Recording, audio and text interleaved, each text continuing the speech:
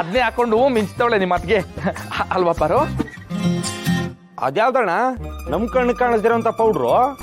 ಏಯ್ ಮಿಡಿ ಮಿಡಿ ಪೌಡ್ರ್ ಕೊಂಡ್ರಲ್ಲ, ಮದ್ವೆ ಆದ್ಬೇಕೆ ನಿಮ್ಗೂ ಗೊತ್ತಾಯ್ತದೆ. ಅದು ಸರಿ, ನಾವೋಗಿ ಕಾರ್ಡ್ ಕೊಟ್ಟು ಬರ್ತೀವಿ. ಕೊಡಂಬಿ ಗೊರ್ಕೆ, ಊರಲ್ಲಿ ಯಾರಿಗೆಲ್ಲ ಕಾರ್ಡ್ ಕೊಡ್ಬೇಕು ಎಲ್ರಿಗೂ ಹಂಚ್ಬಿಟ್ಟು ಬನ್ರಿ. ಸರಿ ಕಣ್ಣಣ್ಣ, ಇವಾಗ್ಲೇ ಹೊಂಟ್ವಿ. ಏಯ್ ಇರ್ಲಾ, ಮೊದ್ಲೇ ಪತ್ರಿಕೆ ಮಾವನ್ ಕೊಡ್ಬೇಕು, ಆಮೇಲೆ ಎಲ್ರು ಕೊಡ್ರಿ. ಆಯ್ತಣ್ಣ, ನೀವು ಹೊರಡ್ರಿ. ನಾವ್ ಈ ಅಲಂಕಾರ ಕೆಲಸ ಎಲ್ಲ ಮುಗಿಸ್ಬಿಟ್ಟು ಆಮೇಲೆ ಕೊಯ್ತೀವಿ. ಸರಿ ಕಣ್ರಲ್ಲ. ಸರಿ ಗರ್ಲ್ಸ್, ನಾವ್ ಕಾರ್ಡ್ ಕೊಟ್ಟು ಬರೋದ್ರೊಳಗೆ ನೀವ್ ಎಲ್ಲಾನು ರೆಡಿ ಮಾಡಿರ್ಬೇಕು, ನೀವೆಲ್ರೂ ರೆಡಿ ಆಗಿರ್ಬೇಕು. ಓಕೆ? ಏನಿದು ಇಷ್ಟೇನಾ ಎನರ್ಜಿ? ನಮ್ ಗುಂಡು ಮದ್ವೆಗೆ ಇವತ್ತೇ ಕಂಕಣ ಕಟ್ಟಿಸಿದೀವಿ ಅಂದ್ರೆ ಹೆಂಗಿರ್ಬೇಕು ಪವರ್? ಗರ್ಲ್ಸ್ ಎನರ್ಜಿಗೆ ಊರೇ ಅಲ್ಲಾಡ್ಬಿಡ್ಬೇಕು. ಓಕೆನಾ? ನಾವ್ ಹೋಗ್ಬಿಟ್ಟು ಬೇಗ ಬರ್ತೀವಿ, ಆಮೇಲೆ ಎಲ್ರೂ ಸೇರ್ಕೊಂಡು ಧೂಳೆಪ್ಸೋಣ. ಯಾಕೆ ಬರೋ ಪಾಪ ನನ್ ತಂಗಿರು ಆಟೊಂದ್ ಕಷ್ಟ ಪಟ್ಬಿಟ್ಟು ಇಲ್ಲಿ ಕಸ ಹೊಡೆದು ನೆಲ ಒರ್ಸವ್ರೆ. ನೀನ್ ನೋಡಿದ್ರೆ ಮತ್ ಧೂಳೆಪ್ಸೋಣ ಅಂತಿದ್ಯಲ್ಲ. ಧೂಳೆಪ್ಸಿದ್ರೆ ಮತ್ ಮನೆ ಕಸ ಆದ್ರೆ ಯಾರ್ ಕಸ ಬಾಚೋರು?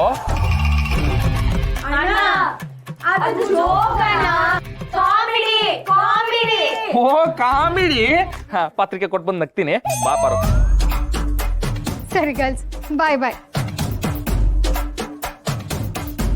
ನೋಡಮ್ಮಿ, ನಿಮ್ಮ ಐಡಿಯಾ ಮಾವನ್ ಮಗಳಾಗಿ ನನ್ನ ಐಡಿಯಾದಿಂದ ಎಲ್ಲಿಗೆ ಕರ್ಕೊಯ್ತೈತೆ ನಿಮ್ಮ ಅತ್ಕೇನು ಅಣ್ಣನ್ನು. ಅಲ್ವಾ, ಲವ್ ಹೊಸಿ ಜಾಸ್ತಿ ಆಗೈತೆ ಅನ್ಕೊಂಡಿದ್ದೆ. ಸ್ಯಾನೇ ಜಾಸ್ತಿ ಆಗೈತೆ. ಇಲ್ಲ ಕಣಪಯ್ಯ, ಹುಲಿ ಕಾಡಲ್ಲಿ ಮಲ್ಕೊಂಡೈತೆ ಅಂದ್ರೆ ಬೇಟೆ ಮುಗಿಸಿ ಊಟ ಮಾಡ್ಕೊ ಬಂದೈತೆ ಅನ್ಕೋಬಹುದು. ಅದೇ ನಡ್ಕೊಂಡು ಹೋಯ್ತಿದ್ರೆ ಬೇಟೆಗೆ ಹೋಯ್ತೈತೆ ಅನ್ಕೋಬಹುದು. ಹಿಂಗ್ ಸುಮ್ಮನೆ ಕೂತ್ಕೊಂಡಿದ್ರೆ ಏನ್ ಅನ್ಕವ? ಹೇಗೆ ಬೇಟೆ ಆಡೋದು ಅಂತ ಯೋಚನೆ ಮಾಡ್ತಿದೆ ಅಂತ ಅನ್ಕೋ. ಅಂದ್ರೆ ಇಷ್ಟು ದಿನ ಆಡಿದ ಪ್ರಕಾರ ಬೇಟೆ ಆಡೋದು ಬೇಡ, ಬೇರೆ ಏನಾರ ಮಾಡುವ ಅಂತಾನೆ. ಹಿಡ್ದೆ ನೋಡು ಜಾಡು ಪರ್ಶು. ಅಲ್ಲ, ಗಂಡಿನ ಕಡೆಯವ್ರು ಅಷ್ಟೆಲ್ಲ ವರದಕ್ಷಿಣೆ ಕೇಳ್ತಿದ್ರು, ಹೆಂಗೋ ಹೊಂದಿಸ್ಕೊಡ್ತಾ ಇದ್ದಾನಲ್ಲ ಇವನು. ಬರೀ ಆಳು ಅಂತ ಅನ್ಕೊಂಡಿದ್ದೆ, ಇವನು ಆಳಲ್ಲ, ಆಳವನು ಅಂತ ಈಗ ಅನ್ನಿಸ್ತಾ ಇದೆ. ದಣಿ ದಣಿ, ನೆನ್ನೆ ಗಂಟ ಗಿಣ್ ಕೇಳ್ತಾ ಇದ್ರಿ, ಗೋವಿಂದೇಗೌಡ್ರ ಮನೆ ಆಸ ಕರ ಹಾಕೈತೆ. ಮುಂಜಾನೆ ಹೋಗಿ ಗಿಣ್ ತಯಾರು ಮಾಡ್ಸ್ಕೊಂಬಂದೀನಿ, ತಗೊಳ್ಳಿ. ತಗೊಂಡು ಒಳಗಡೆ ಇಡು. ಇದೇನು ದಣಿ, ಗಿಣ್ಣು ಅಂದರೆ ಭಾಳ ಆಸೆ ಪಟ್ಕೊಂಡು ರುಚಿ ನೋಡ್ತಿದ್ರಿ, ಈಗ ಅಲ್ಲಿ ಮಡ್ಗು ಆಮೇಲೆ ನೋಡ್ತೀನಿ ಅಂತೀರಾ. ಚೆನ್ನಾಗಿ ಮಾಡಿಸ್ಕೊಂಬಂದೀನಿ, ಒಂದು ಕಿತ ರುಚಿ ನೋಡ್ಬಿಡಿ. ನನಗೂ ಹಾಗೆ ಅನ್ನಿಸ್ತಿದೆ ಕಣೋ, ಆದರೆ ಕೇಳಿದ ತಕ್ಷಣ ಸಿಕ್ಬಿಟ್ರೆ ಅದಕ್ಕೆ ಬೆಲೆ ಇರಲ್ಲ. ತಗೊಂಡು ಒಳಗಿಡು, ನೋಡೋಣ ಆಮೇಲೆ. ಸರಿ ದಣಿ. ಅಪ್ಪಯ್ಯ, ಬೇಟೆಗೆ ಏನಾದರೂ ಹೊಸ್ದಾಗಿ ಜಿಂಕೆ ಸಿಕ್ತಾ, ಅಥವಾ ಸಿಕ್ಕಿರೋ ಜಿಂಕೆನೇ ಇಟ್ಕೊಂಡು ಇನ್ನೇನಾದರೂ ಮಾಡಬೇಕು ಅಂತಿದ್ಯಾ? ತಾಯಿ ಹೇಳದೆ ಇದ್ದರೆ ರಕ್ತ ಪರೀಕ್ಷೆ ಮಾಡಿ ಸಂತಾನ ಯಾರ್ದು ಅಂತ ತಿಳ್ಕೊಬಹುದು. ಆದರೆ ನೀನು ನಿಮ್ಮಪ್ಪನ್ನ ಪದೇ ಪದೇ ಅರ್ಥ ಮಾಡಿಕೊಂಡು ನನ್ನ ಮಗನೇ ನೀನು ಅಂತ ಸಾಬೀತು ಮಾಡಿಬಿಟ್ಟೆ ಕಣೋ. ನಾವು ಶಿವಕ್ಕೆ ಕೊಡ್ತಿರೋ ಕಾಟ ಸಾಲದು ಅನ್ನಿಸ್ತಿದೆ. ನೋಡು, ಮೊನ್ನೆ ಬಂದಾಗ ಎಷ್ಟು ಖುಷಿಯಾಗಿದ್ದ. ಗಂಡನವರು ಅಷ್ಟೆಲ್ಲ ವರದಕ್ಷಿಣೆ ಕೇಳ್ತಿದ್ರು, ಹೇಗೋ ಹೊಂದಿಸ್ಕೋತಿದ್ದಾನೆ.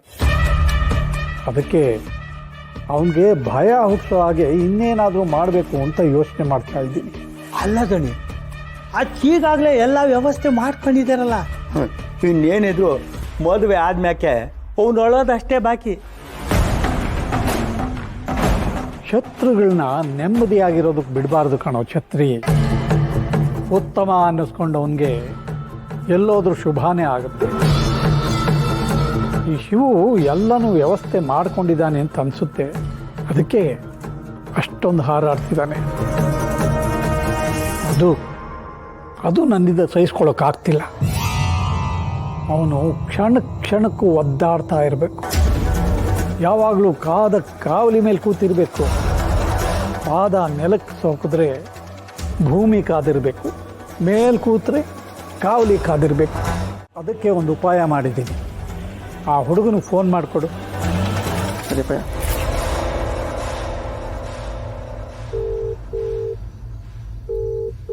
Hello boss. ಲೈ ಪ್ರಶಾಂತ, ಅಪ್ಪಯ್ಯ ಮಾತಾಡ್ಬೇಕಂತೆ.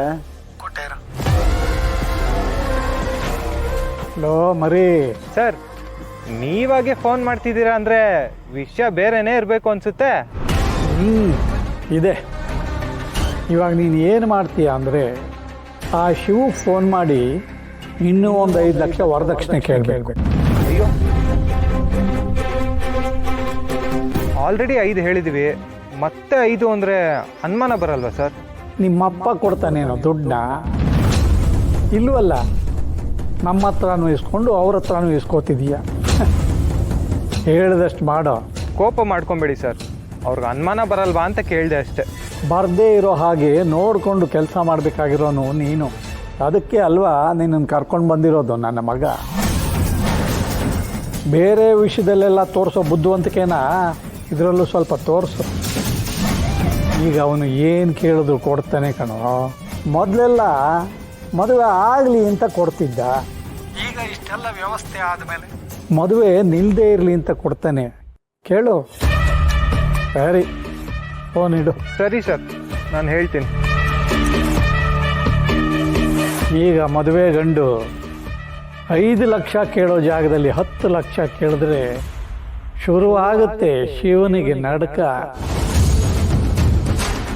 ಆ ನಡ್ಕ ಹೆಂಗಿರುತ್ತೆ ಅಂದರೆ ಕಣ್ಣುಗಳು ಅದರುತ್ತೆ, ರೆಪ್ಪೆಗಳು ಉದುರುತ್ತೆ.